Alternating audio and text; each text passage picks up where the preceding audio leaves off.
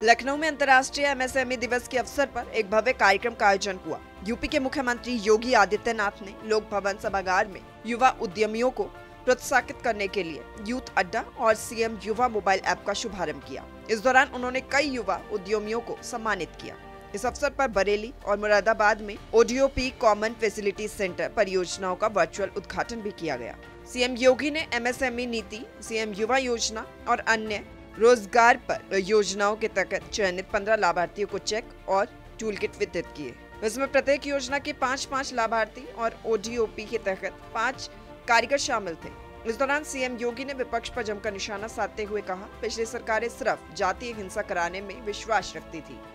सारे युवा जो इससे जुड़े हैं, क्या इनका चेहरा देख करके योजना दी गई है?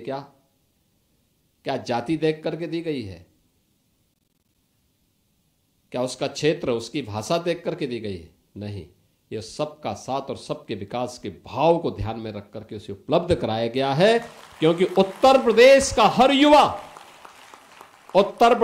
हर युवा की प्रतिभा और उसकी ऊर्जा का लाभ हम उत्तर प्रदेश के विकास में लगाना चाहते हैं। उत्तर प्रदेश को देश की अग्रणी अर्थव्यवस्था के रूप में स्थापित करना चाहते हैं। इसलिए हमारे लिए जाति मायने नहीं रखती, हमारे लिए तो उसकी प्रतिभा को एक प्लेटफॉर्म उपलब्ध करवाने का कार्य हम कर रहे हैं और ये सीएम युवा स्कीम उसी का हिस्सा है। जो ये नाम बना है उत्तर प्रदेश का, जो ये नामकरण हुआ है, ये 24 जनवरी 1950 को हुआ था।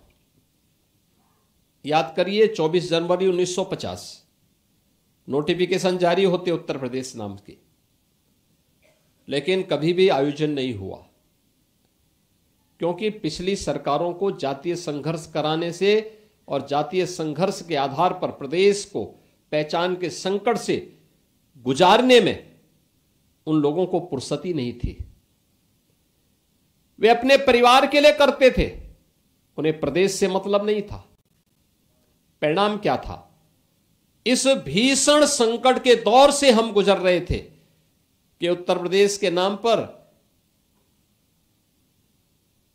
धर्मशाला तो दूर, होटलों में भी रूम नहीं मिल पाते थे। पैसा देकर के भी लोगों को रूम नहीं मिल पाते थे। पहचान के संकट के दौर से गुजर रहे उत्तर प्रदेश को एक नई पहचान दिलाने के लिए आदरणीय प्रधानमंत्री जी की प्रेरणा से हमने परंपरागत उद्यम को एक पहचान दी और वह थी 1 डिस्ट्रिक्ट 1 प्रोडक्ट की। वहीं सीएम योगी आदित्यनाथ ने कहा कि देश के अंदर सर्वाधिक उत्तर प्रदेश के 77 प्रोडक्ट्स को जीआई टैग मिला है। भदोई 12,000 से लेकर 14,000 करोड़ रुपए का कारपेट एक्सपोर्ट कर रहा है।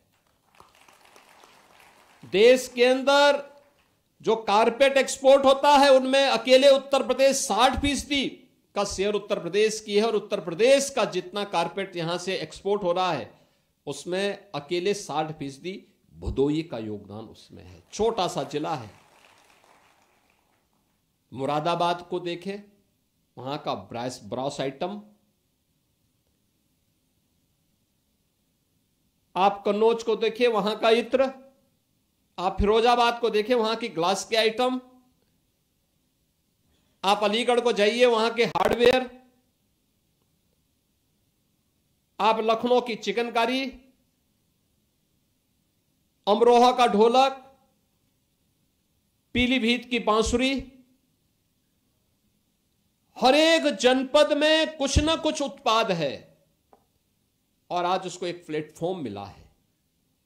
ये 55,000 नौजवान जो आज इसके साथ जुड़ा हुआ है, ये मान के चलिए कि हर वर्ष 1 लाख नौजवान को हम इस सुविधा से जोड़ने जा रहे हैं। सम्मान के माध्यम से भी जो परंपरागत हमारे हस्तशिल्पी और कारीगर थे, उन सबको भी टूल किट और उनके प्रशिक्षण का भी कार्यक्रम चलाया। आज पीएम विश्वकर्मा के रूप में देश के अंदर एक योजना बड़ी लोकप्रिय हो रही है।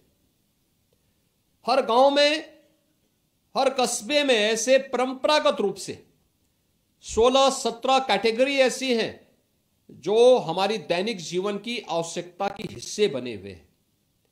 कोई नाऊ है, कोई मोची है, कोई बढ़ई है, कोई राजमिस्त्री है, कोई हलवाई है। किसी न किसी कार्य के साथ हमारा वास्ता उनके साथ दैनिक रूप में पड़ता है। लेकिन उपेक्षित था। आज की आवश्यकता के अनुरूप वह अपने आप को सर्वाइव नहीं कर पा रहा था। हमने उसके लिए भी एक योजना बनाई और विश्वकर्मा श्रम सम्मान योजना के माध्यम से उन्हें जोड़ने का काम किया, टूल किट उपलब्ध करवाए। लखनऊ में अंतर्राष्ट्रीय एमएसएमई दिवस का ये आयोजन न केवल युवा उद्यमियों को प्रोत्साहित करने का मंच बना, बल्कि यूपी को उद्यम और नवाचार का केंद्र बनाने की दिशा में ऐतिहासिक कदम साबित हुआ। ब्यूरो रिपोर्ट, सूर्य समाचार।